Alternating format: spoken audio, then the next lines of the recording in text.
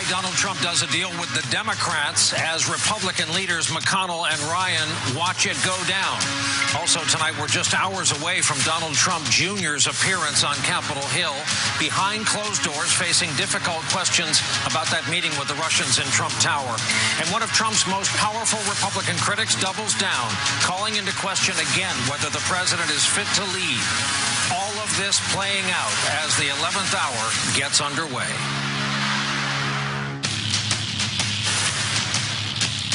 Well, good evening once again from our NBC News headquarters here in New York. Day 230 of the Trump administration ends with the President of the United States hanging the leadership of his party out to dry in a move that reportedly left them stunned. Trump hosted the congressional leadership from both parties in the Oval Office today to talk about relief for victims of Hurricane Harvey and the debt ceiling. And when each side made its case, the president picked the Democrats' plan to combine funding the government for 3 months and getting storm victims the relief money they need. The president talked about his decision on board Air Force One en route to North Dakota. We will hear him here and not see him. He spoke before microphones and not cameras. We had a very good meeting with Nancy Pelosi and Chuck Schumer. We agreed to a 3-month extension on debt ceiling. Mr. President, what do you say to those who say there are mixed signals coming from the White House over DACA? Punched it. No mixed signal at all.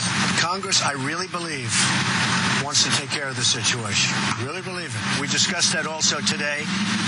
And Chuck and Nancy would like to see something happen, and so do I.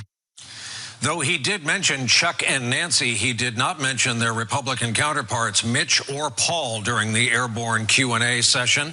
That Oval Office meeting resulted in a photo of Schumer and Trump that was borderline romantic. The meeting also featured a Trump family cameo and apparently ended quite abruptly. Politico reports it this way. Trump appeared to tire of the back and forth when Democrats wouldn't cave to the 6-month increase. He struck a deal, or at least what he saw as one, cutting Treasury Secretary Steven Mnuchin off mid-sentence as he argued against the merits of a short-term debt increase. The room went silent. Everyone was stunned. And it was right then that NBC News is reporting the president's daughter and advisor Ivanka Trump walked into the Oval Office to say hello to everyone toward the end of the meeting, and it careened off topic. Republican leaders were visibly annoyed, we're told, by her presence. Trump's decision caught Republicans off guard, to say the least. Just hours before the meeting, Paul Ryan said this about the plan Democrats were pushing that Trump later picked.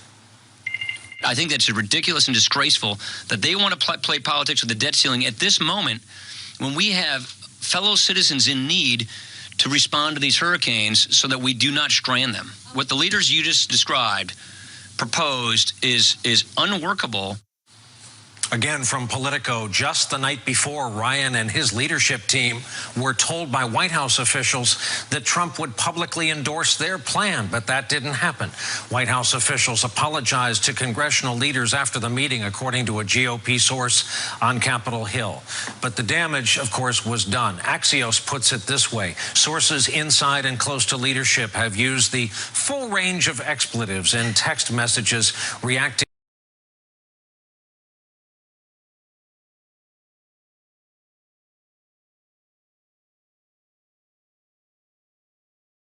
to what Trump did this morning.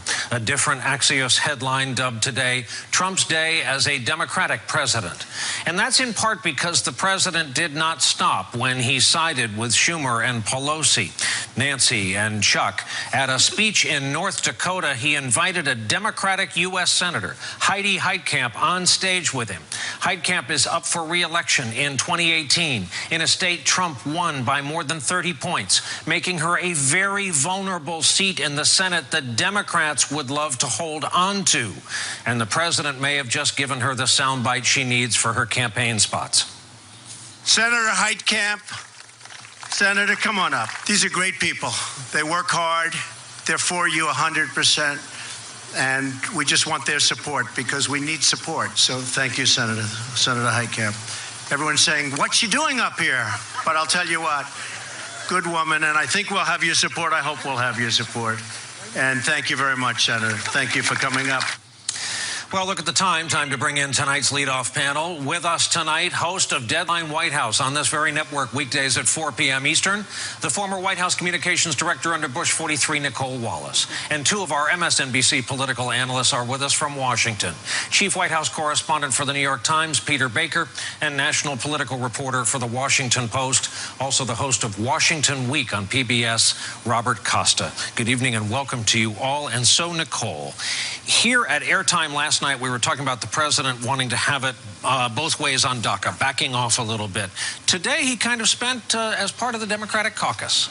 It's so pathetic to watch the Republicans repeat this sort of abuse cycle with Donald Trump, that they keep, it's like watching a friend in a terrible relationship, borderline abusive, where they keep saying he's going to leave his wife. I know he's going to leave his wife. I'm just going to go back there and it'll all work out. It never works out. He spent the summer taunting Mitch M. and Paul R. on Twitter. He, I think at Bedminster, went before the cameras with one of those extended, I think it was a 50-minute sort of press conference, press avail, and he took shots at Mitch McConnell. The real question isn't what is Donald Trump doing. Donald Trump's doing what he's always doing. He sees a political opportunity and he's taking it. I think he's also taking the opportunity to twist the knife in the Republicans' back as revenge for not yielding to his will over the first 8 months of his presidency. The real question is, why are the rational actors in this relationship repeating their own idiocy? Robert, you spent one of the more unusual days of your career on Capitol Hill today, I understand.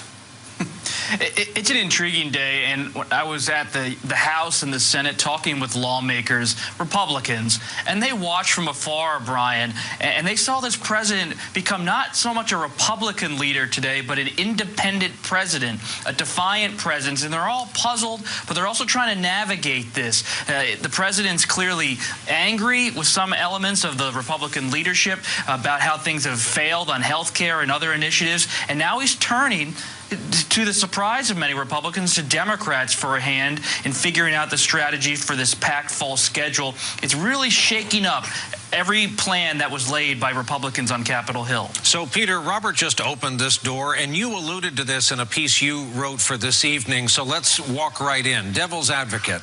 Trump's base saw this guy as a reality TV star on The Apprentice talking about deals for over a decade. He has told us he makes the best deals. He has promised to drain the swamp. What's the chance what he did today was brilliant, or at least he will paint it as brilliant in the days to come? Well, what we don't really know is this the beginning of a sustained new strategy in which he moves away from the approach he's taken for 7 months, in which he's worked entirely with Republican majorities and kept Democrats at bay? Or is this simply one of those, mercurial moments, a president who can't be predicted, and he's sticking one to Mitch McConnell, and we'll go back to the other side tomorrow? You can't tell. But it is interesting. I mean, look, this is the first time in his 7-month presidency when he has reached across the aisle to resolve a pretty important dispute. The problem from his is not that he worked with Democrats so much as that he didn't work with Republicans. Most of the time when President Bush, when President Obama, when they made deals with the other party, they had the buy-in of their own party first. They were unified in their decision to make a compromise. This came out of the blue from the point of view of Mitch McConnell, from the point of view of Paul Ryan, and from the point of view of Steve Mnuchin, his own Treasury Secretary. Nicole, as you delicately put it on your broadcast this afternoon, this is a president that plays whack-a-mole rather than chess. Right. I mean, I don't think there was any strategy here. I think this was low-hanging fruit. He sat in the meeting. He looked around. He was probably getting bored. And he saw a deal that could be had. This is a transactional person, and we always examine him as a politician, but he is who he's always been. Everyone talks about how someone doesn't change as a 71-year-old. He's not going to suddenly become a statesman. He's not going to become someone who adheres to the principles. We also know that while he expects and demands and harshly punishes those who are not loyal to him, he does not view that as a two-way street. He feels no loyalty to to those from whom he demands loyalty. So the fact that he was willing to throw Republicans under the bus should surprise no one. I actually thought today's deal was unsurprising in that it was simply the culmination of his months-long tantrum, really, against the Republican caucus, and it started right out of the gate. He's been railing against Republicans, and I think if you were to sort of do an accounting of his tweets, there's far more anger directed at Republicans in the 7.5, 8 months than Democrats on Twitter. Provably so. Yeah. And Robert, this brings us back to, if you're Paul Ryan, what do you do now? That you came out more forcefully than we've seen Paul Ryan of late, to have that reversed publicly. And you wrote tonight about a meeting he had with some disaffected, worried members of a critical caucus within the Republican caucus. There was a moment today at the Capitol where members of the Freedom Caucus, the hardline conservative group in the House, confronted the House Speaker at the Capitol and said they're deeply disappointed with some of the developments in the Republican agenda. They even questioned some of the leadership decisions Ryan has made. Now, Ryan remains popular as Speaker, has wide support, and there's not a coup attempt at the moment. But it is important to know that the Freedom Caucus is having these kind of frank conversations with the Speaker, because it's revealing of how Speaker Ryan is facing not only challenges from the other side of Pennsylvania Avenue, but within his own conference. And I think you have to remember, Brian, real quickly, this Senator Heitkamp moment in North Dakota, it was an important scene in how it really pushed back at Leader McConnell. McConnell is so careful in trying to navigate and build a map for himself in 2018 that's favorable. The president pulled the rug out from under that entire game plan. And back to the Freedom Caucus, they are formidable but small. Aren't they the main reason why John Boehner is enjoying more time with his family? One of the people that confronted Boehner in 2015 in the summer was Mark Meadows, now chairman of the House Freedom Caucus. He was the person who met tonight, along with a couple others, with Speaker Ryan. He's back on the scene, and, Brian, he's talking with Steve Bannon. Meadows is close with Bannon, even though Bannon's outside of the White House. It's Bannon and Meadows right now talking through the future of the House leadership. We'll have to see if they really have sway or not, but they're having those discussions. And, Peter, when you listen to institutionalists, let's call them, people who've been around Washington and used to the normal ways, they keep asking rhetorically, does this guy Trump not understand how rare and fortunate an occurrence it is to have White House, House, Senate? Well, I think I don't know if he understands it. What he understands is that for 7 months, he hasn't gotten what he thought he was going to get out of it. Not only did they not pass the health care plan that they had come up with, not only have they not protected him from these Russia investigations, and they haven't even, moved forward on the easier stuff like infrastructure, like tax. Tax reform is not easy, but something where you could find, some common ground. And I think he's just grown fed up with this. He told us that he could do all this on his own, and he can't. So if the Republicans aren't going to play ball, fine. He'll play with Chuck. He'll play with Nancy. It was very striking. You played the tape. He didn't mention Mitch or Paul. He says Chuck and Nancy, and he completely pretended as if they didn't, the Republicans weren't even in the meeting. It sounded like a local newscast back to you, Chuck and Nancy. So, Nicole, let me read you a quote from the Daily Beast tonight. Multiple sources told them the president wanted to strike a quick and easy deal. They report, quote, his speed reaching this specific arrangement was in part ensured by his resentment towards Republican leaders, something we've been talking about, who Trump views as hostile, insufficiently loyal, to quote Nicole Wallace, and impotent, not to quote Nicole Wallace. So what is...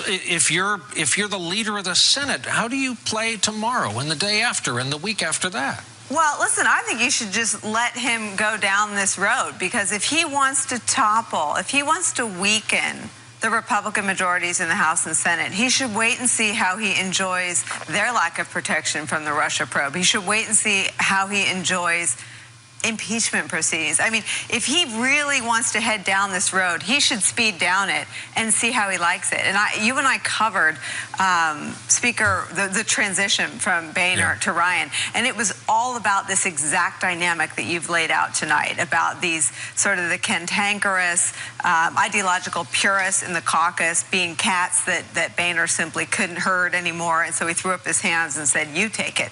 Paul Ryan is sadly walking into a real repeat of, what ultimately drove Boehner from the job. And if Republicans want to spend the next decade in the wilderness with Steve Bannon as their political Svengali, go for it. I know a note to end on when I hear one.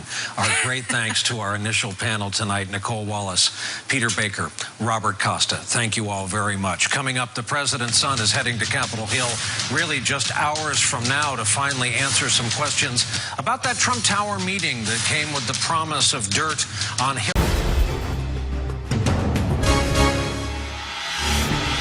Republicans. That's how Republican officials are describing how Republican Senate Leader Mitch McConnell and House Speaker Paul Ryan felt after the president sided with Democrats on a major deal. Take a look at this picture. It says it all. Through the Oval Office window, you see the president mid-hug with the Democratic Senate Leader Chuck Schumer. That is the same guy he's called a clown and crying Chuck on more than one occasion. The photo was taken at a meeting this afternoon where the president cut a deal with Schumer and the Democratic House Leader Nancy Pelosi to a 3-month extension of the debt ceiling and funding for the government. In exchange, $8 billion in relief for Hurricane Harvey. This was not the deal Republican leaders wanted. In fact, an hour earlier from that picture, the House Speaker, Paul Ryan, called the deal ridiculous. Sarah Murray's out front at the White House. Sarah, this was fascinating. It was unexpected by the president. It was a backstab, a slap in the face.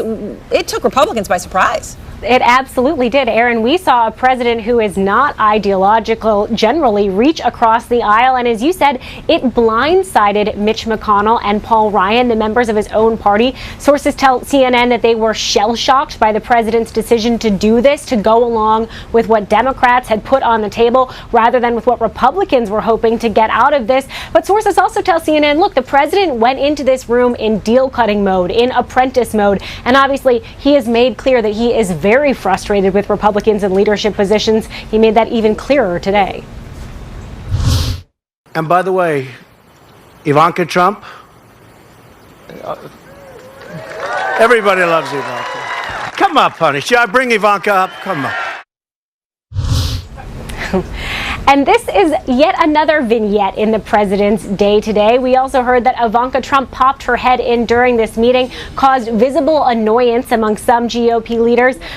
Clearly, the president went out of his way to lavish praise on his daughter and a key advisor when he was in North Dakota today. And a spokeswoman for Paul Ryan's office says it's not true that leaders were annoyed. Of course, other sources say otherwise, Aaron.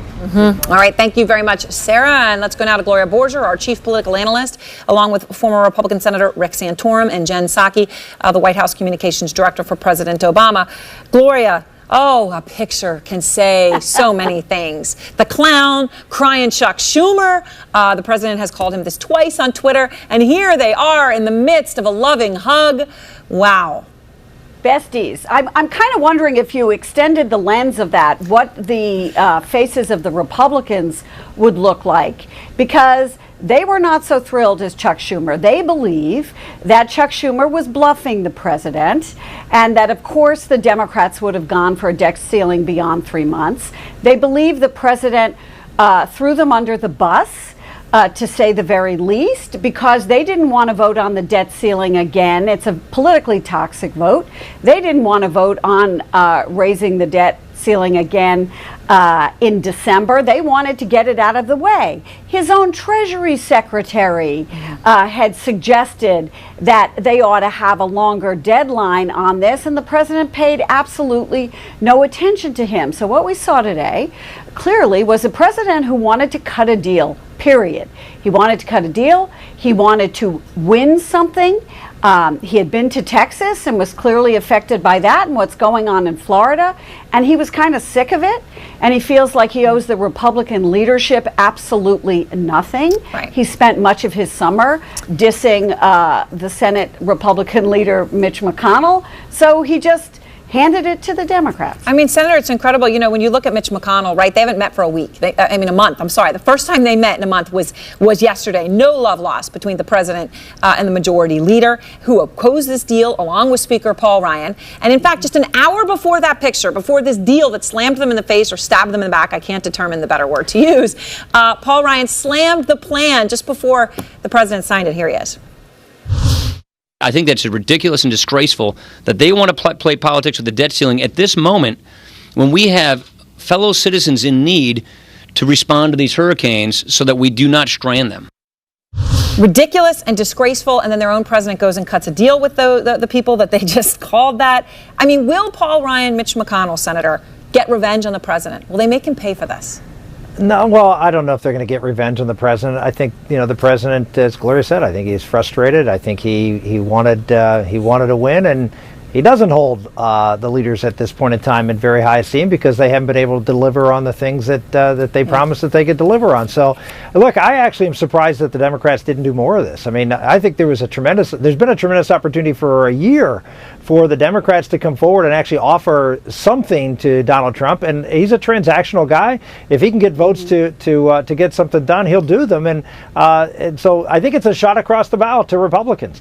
You got to start putting together winning messages and winning votes if you're going to get this president to continue to support what you're doing. And so I think up next, you got a tax bill, you still got health care on the table. There's still opportunity for Republicans to get out of September with a win, but I think this is a message to the president. You don't start putting things together and getting your votes together, there's another way for me to get things done. And is there, Jen? I mean, on those issues that the senator's talking about, certainly he's not going to get Chuck Schumer, for example, on board his tax reform plan, but is this a possible alliance he can use against the GOP he's so angry at? Well, I wouldn't hold my breath that this is the beginning of the start of a beautiful friendship between President Trump and Chuck Schumer. I think, as Gloria alluded to, he wanted a deal, he smelled a deal, he got a deal. However, I do think it means that what Democrats got here is another chance to add something to a must-pass bill in December. That's something that Trump and the Republicans are going to have to play on. I don't think it's the beginning of deal-making. I do think that on tax reform, Democrats are for tax reform too. Everybody's for tax reform. The problem right now is we have no idea what the deal is. We have no idea what the details are. Once we know more about the details, people are going to hate some things, they'll like some things, both in the Democratic Party and the Republican Party. But he handed the Democrats leverage, which is he handed them leverage in December because he knows he's going to need Democratic votes to pass the debt ceiling in December. So the Democrats again, have some power that they didn't have before. And I guess we'll see who wins. But generally speaking, you never give up leverage if you have it. That would be a bad thing in a deal. Okay, Ivanka Trump. Can we just pause here for a moment? She made an appearance at the meeting. Republican leaders, you heard Sarah Murray saying some of them were visibly annoyed. Then this afternoon, the president brought her on stage at his speech on tax reform. Let me just play a little bit of this. Everybody loves Ivanka. Come up, honey. Should I bring Ivanka up? Come on. Sometimes they'll say, he can't be that bad a guy. Look at Ivanka. Now, come on up, honey. She's so good. She wanted to make the trip. She said, Dad, can I go with you? She actually said, Daddy, can I go with you? I like that, right? Daddy, can I go with you? I said, yes, you can. Okay, putting aside the strangeness of a 35-year-old asking her daddy if she can go with him anywhere, Senator Santorum, what is her presence at these events accomplishing? Is it helping him? Well, look, I mean, I was at an event with Ivanka Trump this morning at Americans for Tax Reform, which is a very conservative group. She spoke in front of a group of conservative leaders, along with Senator Mike Lee and me. So she was there to talk about, how we need to do more pro-family type of tax reform. It shouldn't just be focused on the economy. It should be focused on the little small businesses called the American family. So, and she was, by the way, very warmly received, and I think it went over very well. So, I think there's a little typecasting going on here with Ivanka, but I can tell you that on the things that she's working on with respect to family leave and respect to the tax credits for families, there's a warming to her message and to the message, from a lot of conservatives. And I will say, Senator, with all due respect, and Jen, I'll put this question to you, it's her father who's typecasting her. Her father is the one who's talking about honey and daddy.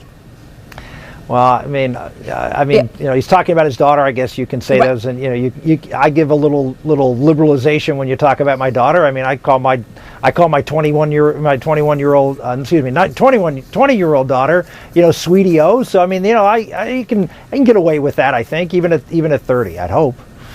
Jen? Look, I think there are elements to a dad-daughter relationship, that's for sure, and that would have been embarrassing if my dad had done that to me, no doubt. But I think the difficulty here is the awkwardness about trying to be daughter and first daughter and be a surrogate, which is entirely appropriate, while also being an advisor. And it's which are you? It's very difficult to be both. There's a reason why we haven't had family dynasties rule in democracies. And I think we're seeing the awkwardness play out in public here. All right. Thank you all very much. I appreciate it. And next, our breaking news coverage of Hurricane